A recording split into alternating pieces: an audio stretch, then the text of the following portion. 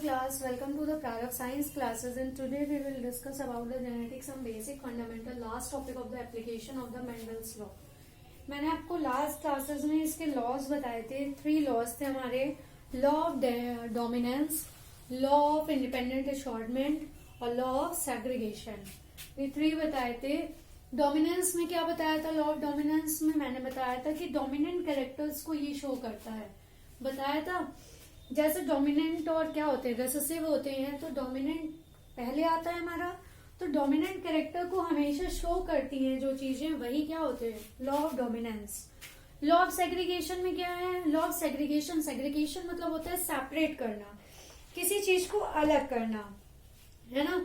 इसको purity of gametes भी कहते हैं. जो गैमेट्स होते हैं जब हम सेग्रीगेट करते हैं, जो फर्स्ट हमारा F1 जनरेशन बनता है, तो जो F1 जनरेशन हमारी बनती है सॉरी, तो जो F1 जनरेशन होता है उसमें क्या होती है हमारी, जब 2 हमारे कैरेक्टर्स आते हैं तो उसमें से एक गैमेट्स लेता है ना. तो जो सिंगल सिंगल गैमेट्स होते हैं तो वो क्या करता है, उससे उन चीजों को सेग्रीगेट करता है, सेपरेट करता है. तो यही होता है हमारा लॉ ऑफ सेग्रीगेशन. जैसे उसका रेशियो क्या था? 9:3:3:1 था हमारा ना, जो पी प्लांट के सारे रिंकल और 7 कैरेक्टर्स को लेके जो क्रॉस कराया था. तो ये क्या था, सारे कैरेक्टर्स अलग अलग होते हैं, इसलिए सेग्रीगेशन होता है. और लॉ ऑफ इंडिपेंडेंट असॉर्टमेंट में क्या होता है? जो इंडिपेंडेंट असॉर्टमेंट होता है इसमें 2 पेयर्स ऑफ कैरेक्टर्स को डिस्ट्रीब्यूशन जो होते हैं एलिल्स के, when character into gametes independent, मतलब यही डोमिनेंट की तरह ही होता है कि जो सबकी अपनी एक पहचान होती है, कैरेक्टर्स को लेके चलते हैं. जैसे उन्होंने ले लिया मदर फादर के कैरेक्टर ले लिए, तो कुछ में क्या होते हैं, मदर के कैरेक्टर्स ज्यादा हाईलाइट होते हैं, फादर के नहीं होते. और कुछ में क्या होते हैं, फादर्स की कुछ चीजें हाईलाइट होती है और मदर की नहीं होती हैं. तो यही होता है इंडिपेंडेंट असॉर्टमेंट की किसी के जीन्स किसी में आते हैं और वो क्या होते हैं, शो होते हैं, रिप्रेजेंट होते हैं. वही हमारा क्या कहलाता है, लॉ ऑफ इंडिपेंडेंट असॉर्टमेंट. अब इनके प्रिंसिपल्स की बात करते हैं, एप्लीकेशन की बात करते हैं लॉ की. तो सबसे पहला लॉ हमारा क्या था, ये सेकंड लॉ है हमारा और ये थर्ड लॉ है. 3 लॉ है हमारे. तो फर्स्ट लॉ हमारा, वो सॉरी एप्लीकेशन क्या है, 3 लॉ मैंने बता दिया आपको. उसके बाद फर्स्ट एप्लीकेशन क्या है, knowledge. A knowledge of the basic Mendelian principle gives us an idea about the new combination. ये जो बेसिक है मेंडेलियन के क्रॉस के और मेंडेलियन का ये जो इन्होंने क्या दिया, प्रिंसिपल्स दिए हैं, ये हमें आइडिया देता है किसके बारे में, कि हम न्यू कॉम्बिनेशंस बनाएं, नए कॉम्बिनेशन करें इन द प्रोजेनी में ऑफ हाइब्रिड्स की प्रोजेनी में एक नया कॉम्बिनेशन बनाएं and enables us to predict their frequency. और इनेबल हो किस लिए, कि उनकी जो फ्रीक्वेंसी है बनने की, बढ़ने की, इन सब चीजों को क्या कर सके, हम कॉम्बिनेट कर सके, मतलब उनको बना सके मिला के, कि कैसे वो कॉम्बिनेशन बनाएंगे और कैसे अपनी प्रोजेनी मतलब आगे की जनरेशन को वो ग्रो करते जाएंगे. यही हम इसके बेसिक प्रिंसिपल से सीखते हैं. इन्होंने क्या किया था, पहले जो पी प्लांट था उसे ऑब्जर्व किया था, उसे देखा था, उसे समझा था, है ना. ऑब्जर्वेशन किया था तो उसमें क्या दिखे थे, चेंजेस दिखे थे. जब ऑब्जर्व किया, देखा, तो क्या मिला इनको, कि हर जनरेशन में हर चीज में कुछ न कुछ क्या है, डिफरेंसेस होते जा रहे हैं. Such information is of great importance. जो ऐसी इंफॉर्मेशन है उसकी एक ग्रेट इंपॉर्टेंस है to both plant and animal breeders for producing better breeds. जो कुछ इंफॉर्मेशन है इसमें great importance to both plant and animal. ये जो इंफॉर्मेशन है वो दोनों के लिए इंपॉर्टेंट है. किसके लिए, प्लांट के लिए भी और एनिमल्स के ब्रीडर्स के लिए भी, मतलब जिनमें ये ब्रीडिंग कराते हैं उनको ब्रीडर्स कराते हैं. जैसे कि एक बफेलो एक काऊ में हुआ तो उनकी क्या होंगे, वो ब्रीडर्स हो गए. ठीक है. तो मतलब अलग अलग इनमें एलिफेंट और काऊ का ऐसा कोई कॉम्बिनेशन नहीं है. जैसे काऊ की क्या होती है, उनमें भी जातियां होती हैं, मतलब उनकी स्पीशीज होती हैं जो क्या होती हैं, अलग अलग होती हैं. जैसे दूसरी स्पीशीज का दूसरे स्पीशीज से क्रॉस कराना, मेट कराना, तो ये क्या होता है, ब्रीडर्स कहलाते हैं. ठीक है. तो ये जो ब्रीडर्स हैं ये क्या करते हैं, for producing better breed.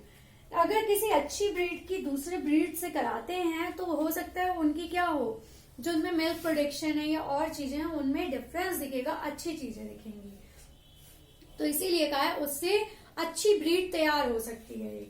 New types of plants with new combination, नए तरह के प्लांट्स मिलेंगे अगर हम नया कॉम्बिनेशन बनाएंगे। जैसे मान लीजिए हमने मटर का जो पेड़ तैयार किया, उसकी कोई अच्छी जो पैदावार देता है, ग्रोथ देता है, प्रोडक्शन देता है, उसकी हमने कम प्रोडक्शन वाले से ब्रीडिंग कराई, कॉम्बिनेशन बनाया प्रोजेनी उसके तैयार करने के लिए, तो वो क्या करेगा, अच्छे कैरेक्टर शो कर सकता है। हो सकता है जो जिनकी कम ब्रीड होती हो उनमें कुछ और खासियत होती है, उनके सीड्स अच्छे होते हो, तो वो जो ज्यादा प्रोडक्शन करते हैं उनके सीड्स उससे अच्छे हो जाएंगे। कम वाले से अगर क्रॉस कराया तो उनकी कुछ इसमें कैरेक्टर्स आ जाएंगे, और जो अच्छे प्रोडक्शन वाले हैं उनकी उसके इसमें कैरेक्टर्स आ जाएंगे, तो एक नई ब्रीड तैयार हो जाएगी। तो यही कह रहा है, new types of plants with new combinations of useful characters can be produced by hybridisation. जो यूजफुल कैरेक्टर्स हैं कैन बी प्रोड्यूस्ड, उनको हम प्रोड्यूस करते हैं किसके थ्रू, बाय हाइब्रिडाइजेशन। किसके थ्रू, हाइब्रिडाइजेशन के थ्रू। अब हम म्यूटेशन की बात करते हैं।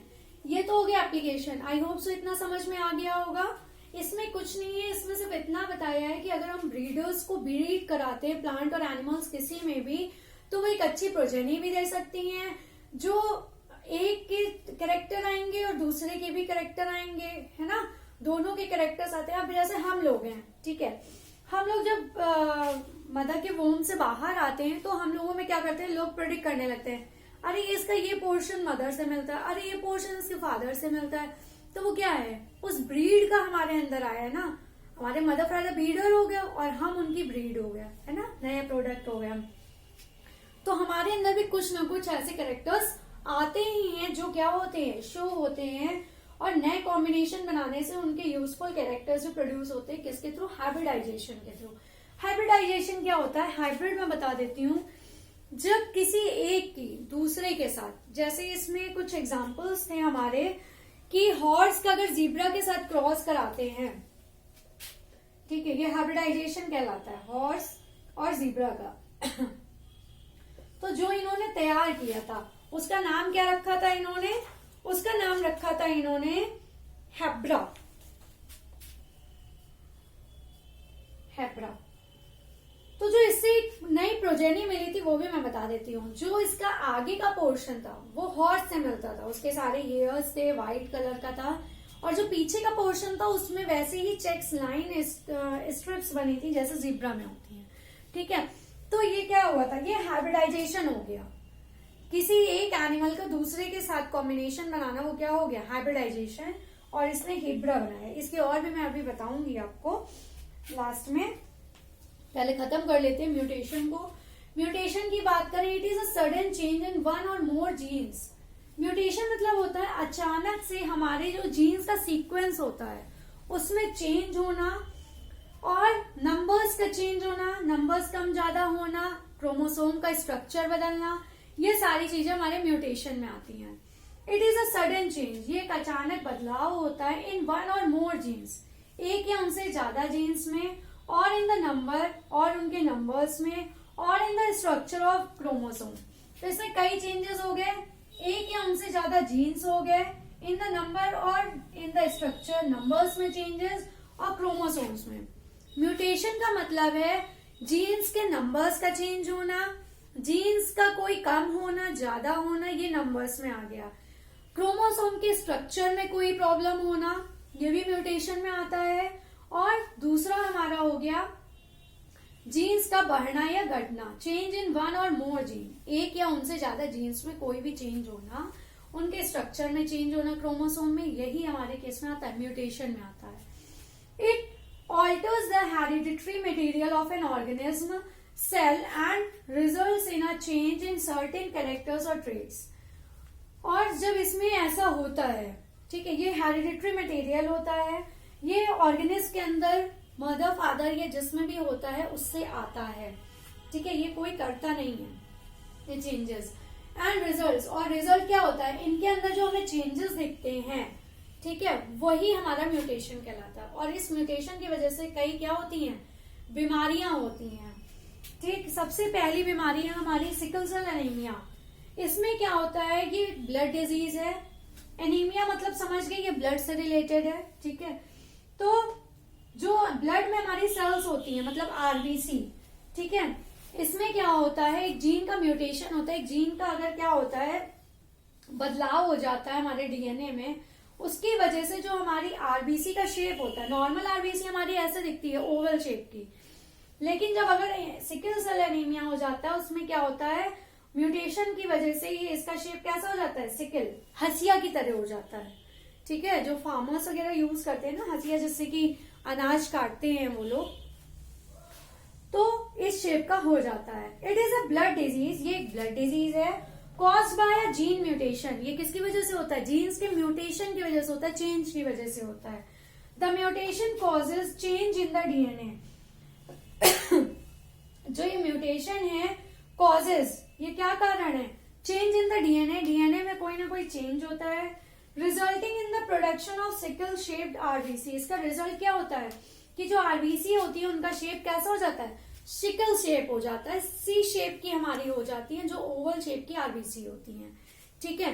अब इसके बाद ये हमारा हो गया म्यूटेशन। इसमें एक एग्जाम्पल और है, मैं वो भी डिस्कस कर, सॉरी, जो हमारी एक और इसका एग्जाम्पल है उसको भी पढ़ लेते हैं। जो नागासाकी हिरोशिमा में एक हमारा बॉम्ब विस्फोट हुआ था, है ना, रेडियो एक्टिव से भी होता है, हमारे म्यूटेशंस होने लगे थे।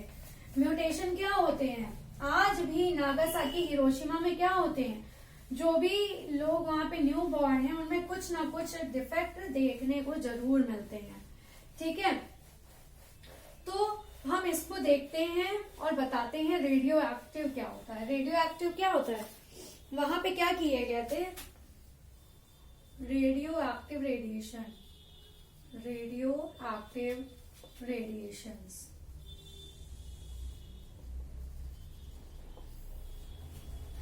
ठीक है। रेडियो एक्टिव रेडिएशंस क्या होते हैं, ये भी एक जीन स्ट्रक्चर का ऑल्टर होता है, मतलब इसमें भी कुछ बदलाव देखने को मिलते हैं। It also the alter of, ये एक ऑल्टर है किसका, ऑल्टर ऑफ जीन। ये जीन का क्या है, एक ऑल्टर होता है जीन स्ट्रक्चर का, ठीक है। और इसका इफेक्ट क्या होता है, effects can be seen generation after generation and effects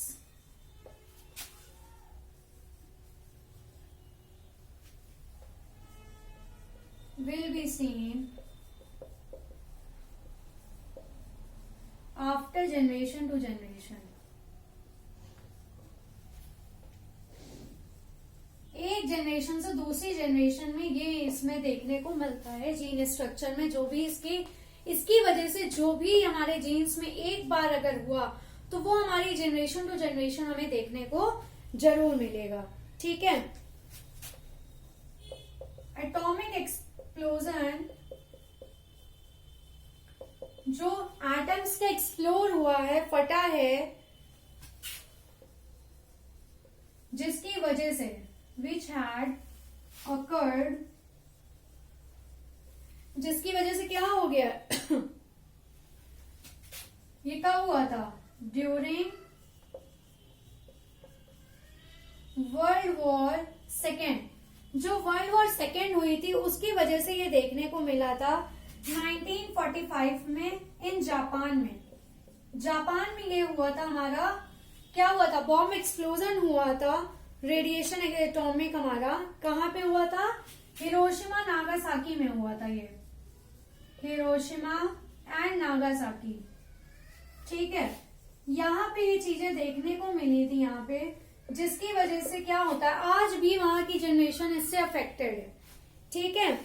यहाँ पे क्या हुआ था, जो भी हमारी बॉडी ऑफ प्लांट्स और एनिमल्स में चेंजेस देखने को मिले वो इसकी वजह से, यहाँ पे जो एटॉमिक एक्सप्लोजन हुआ था इसकी वजह से आज भी वहां पे नागासाकी हिरोशिमा में लोगों के अंदर चेंजेस देखने को मिल रहा है म्यूटेशन की वजह से, ठीक है।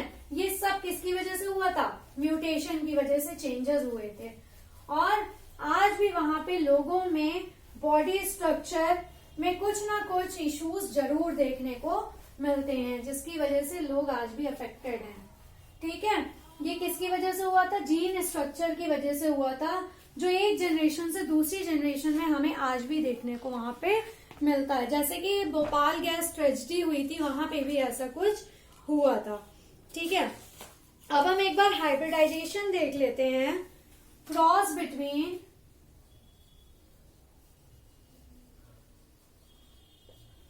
टू